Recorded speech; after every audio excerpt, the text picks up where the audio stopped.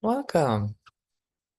Um, Today the theme is, well, it starts with our breath. Always. That's the theme. What's going on right now? Well, how is it for you, life in this moment? It's different for me than yesterday. I was really, really tired yesterday. And today I'm so excited about sharing you can call it classic loving kindness meditation. And what it is the dwelling in the beauty of needs and also acknowledging when the needs are unmet. So, and that's super, super important in this practice. When we offer ourselves loving kindness, and we're going to start with that, offer yourself loving kindness. If you don't, and feel it in your body, and if you don't know what that feels like in the moment because it's so unmet, maybe, and with the people around you, and um, remember a time that you've received it. Remember a time that you felt it. And I can feel my shoulders relax. It's like, oh yeah, okay, there has been times, even in junior high school, I remembered a time. Wow, thousands of people in junior high school and high school were not kind. And, and that one person, remembering that one time in our life that somebody was kind to us. And some people can't even remember that. It's like no one's ever loved me. Everyone's always been kind to me. I'm not talking about romantic love. I'm talking about the just an open, dear, a warmth. Feel that right now. Remember it. The one time that you felt it. And then if you do say, I've never felt it, how about an animal?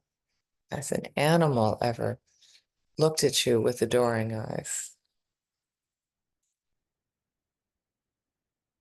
They may only do that at dinner time, but regardless, imagine how that feels like. Imagine it in your body. What did that feel like? Remembering that now your body can go, oh yeah, that's what it is.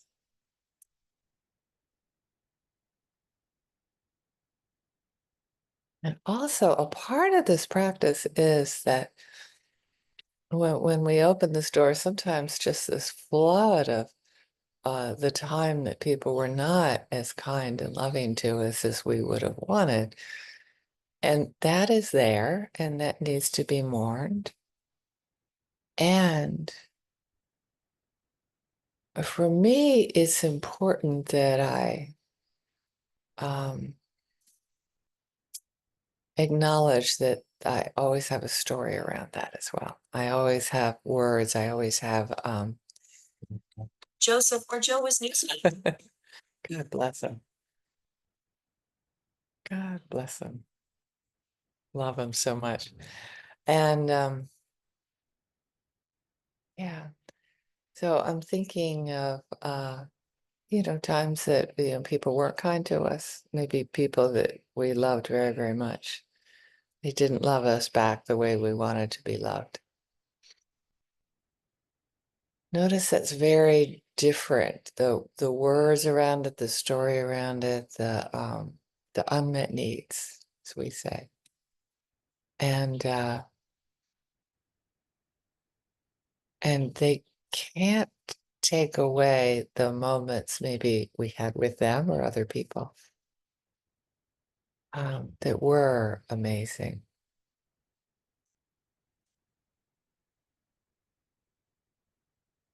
So we're acknowledging when these need for kindness, for love was not met.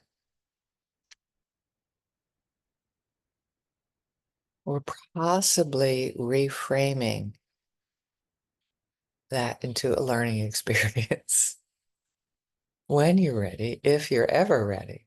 If you're ever ready to learn from that experience in this lifetime, boy, does that sound judgy. It's not meant to.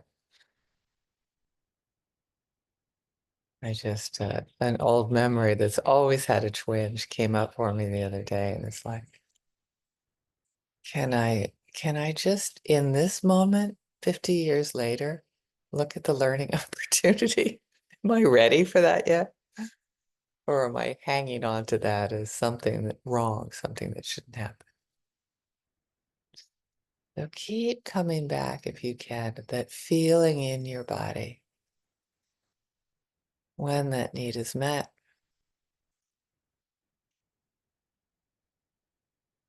Love, kindness, warmth, compassion. And noticing that just the barrage of instances when it was unmet keep coming back. And that's okay. You can be like me. It can take 50 years to say, oh, well, maybe that was the cost of learning this thing that I learned. Kind of. No, keep coming back to yourself. Can I give myself this gift? Can I dwell in the beauty of when that need was met and feel it now?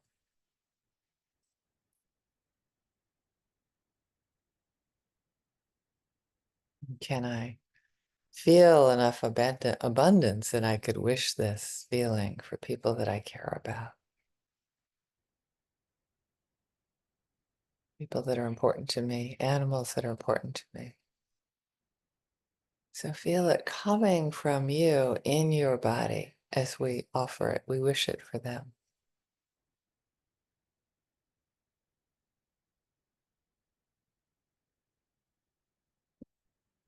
You can um, wish it for the sort of people that we don't know very well or the animals we don't know very well. May you have experiences of love and kindness to buffer the ones that aren't so pleasant.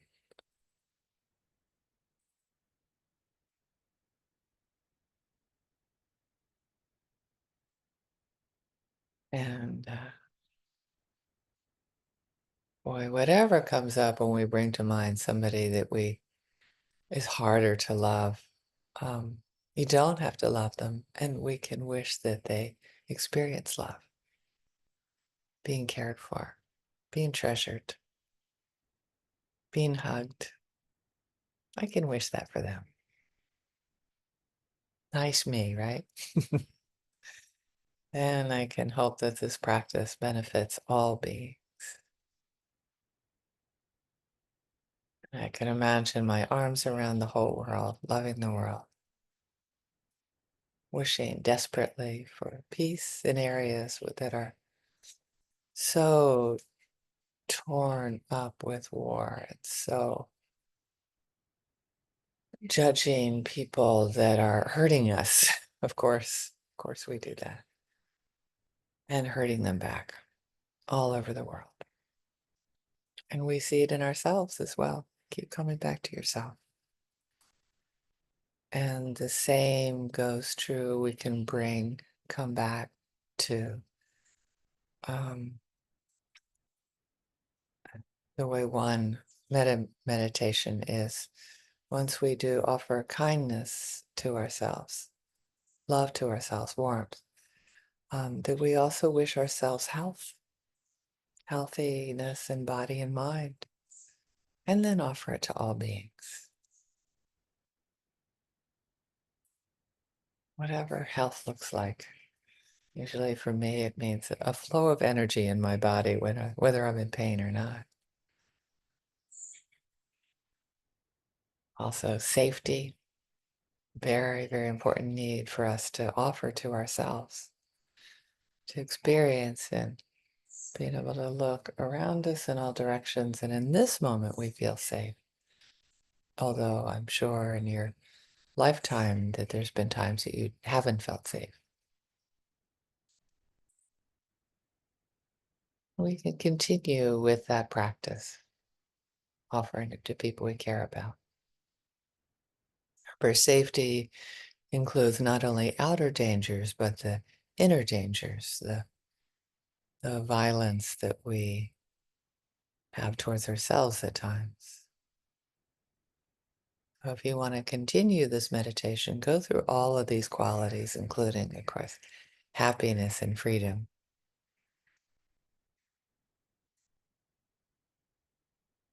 I encourage you to play at least a little bit today and wish that for all beings in the world. So please, as we sit together for the next 15 minutes, continue to bring these needs to mind and see where we go with them and when we think about other things that maybe we're doing today or relaxing for this evening. Just come back to yourself, wishing that for yourself. And when the unmet needs come in, as they will, feel them, acknowledge them, and see if you're ready to learn from the experience or not. The squirrel on my roof. Thank you so much. Thanks so much for joining us today.